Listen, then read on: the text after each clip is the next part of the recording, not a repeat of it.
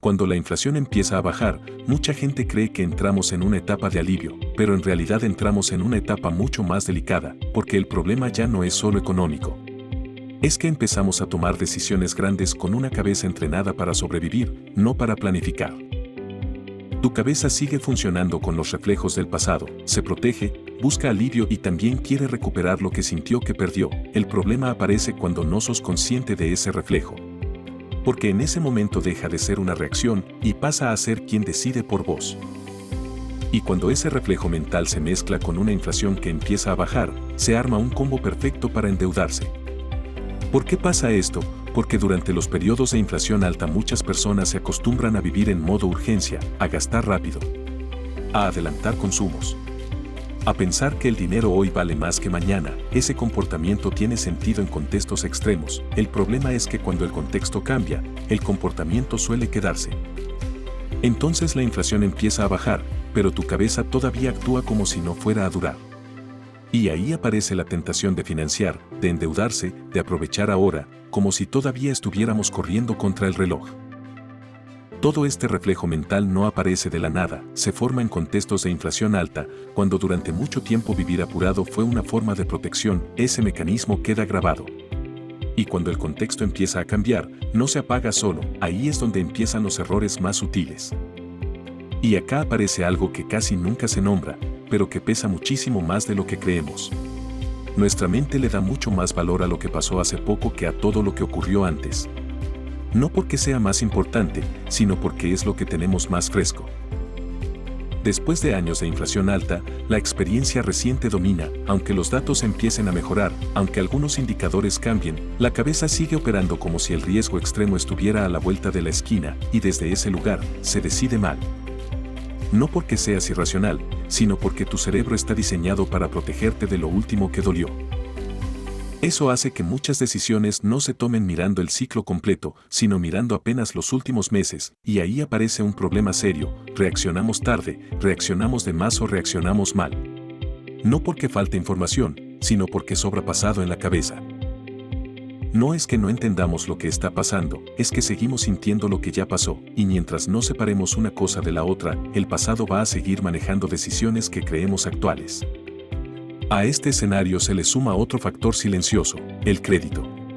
Cuando la inflación empieza a bajar, el crédito suele reaparecer con fuerza. Cuotas más largas, tasas que parecen razonables, pagos que se sienten livianos. Y el cerebro, que viene cansado, lo interpreta como alivio. No como deuda futura, sino como descanso presente. El problema es que el alivio emocional y la sostenibilidad financiera no siempre van de la mano. Muchas personas no se endeudan porque hicieron mal los números, se endeudan porque su cabeza todavía está en modo supervivencia, porque sienten que ahora sí se puede respirar. Y ese momento, paradójicamente, es uno de los más peligrosos. Acá aparece una confusión muy común, y tiene que ver con cómo entendemos la liquidez. Porque cuando hablamos de tener liquidez, no estamos hablando solo de tener el dinero quieto en una cuenta bancaria. La liquidez también puede estar en instrumentos de disponibilidad inmediata, en billeteras virtuales, en fondos de rescate instantáneo, en herramientas que pagan un interés pero permiten salir sin fricción. En distintos países tienen distintos nombres, pero la idea es la misma: acceso rápido, sin estrés. La liquidez no es una postura conservadora. Es una postura estratégica. Es lo que te permite no tomar decisiones apuradas cuando el contexto cambia. Y esto no es algo teórico. Cuando el contexto se vuelve incierto, incluso los inversores más experimentados priorizan una cosa antes que cualquier oportunidad: liquidez. Warren Buffett, por ejemplo, lleva años acumulando niveles de liquidez históricamente altos. No porque no sepa invertir, ni porque haya perdido convicción, sino porque entiende algo clave: tener liquidez no es quedarse afuera, es estar preparado.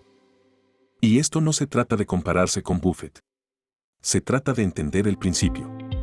Da igual si sos un inversor enorme o alguien que recién empieza. El orden es el mismo. Primero estructura, después oportunidad.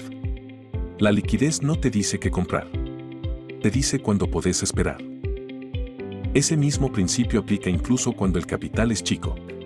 Pensemos en alguien que invierte por primera vez, con ahorros limitados. No tiene grandes montos ni margen para equivocarse muchas veces.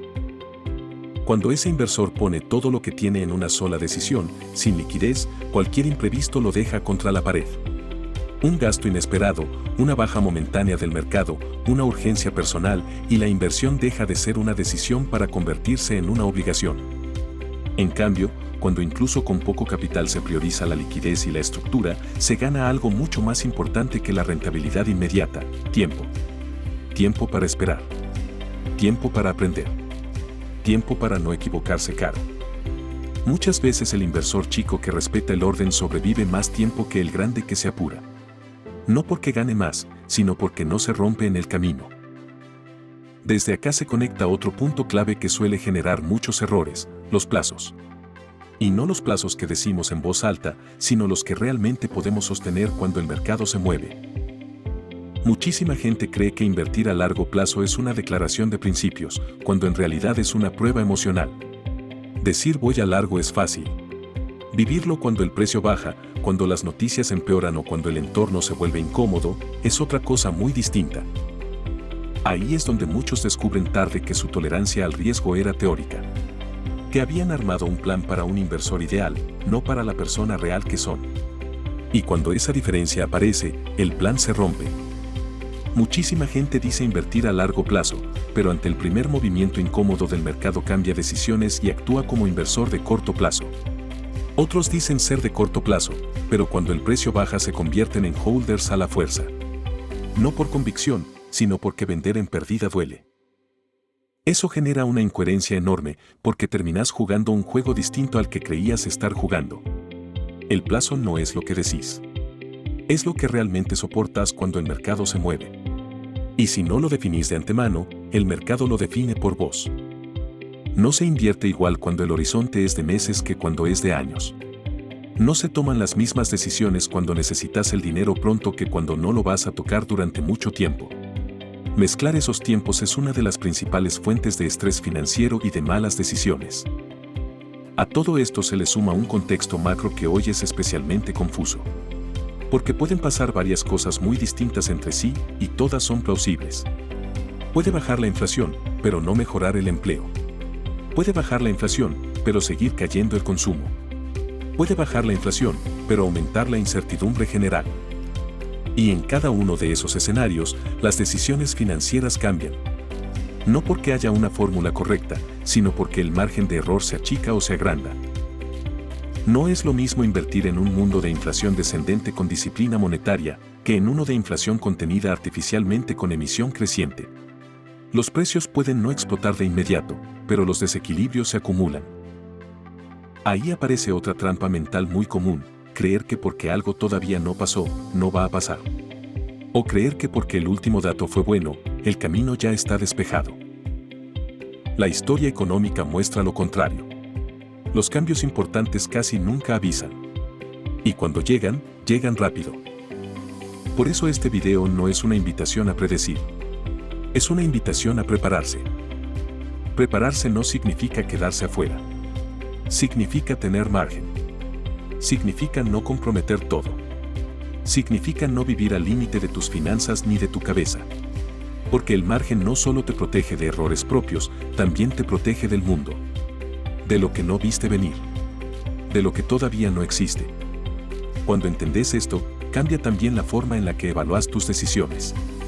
Dejas de obsesionarte con si el resultado fue bueno o malo y empezás a mirar si el proceso fue razonable o no. Porque un buen resultado puede esconder un mal proceso y un mal resultado puede surgir de una decisión bien pensada. Lo que importa es la consistencia. Eso te libera de algo muy pesado, la necesidad de acertar siempre. Porque la vida financiera no es una competencia de inteligencia. Es una competencia de estabilidad. No avanza quien piensa más rápido, sino quien logra sostener un camino sin romperse emocionalmente. No progresa quien evita todos los errores, sino quien evita los errores que destruyen. Y acá aparece una de las ideas más humanas de todo este análisis. No se trata solo de proteger tu dinero.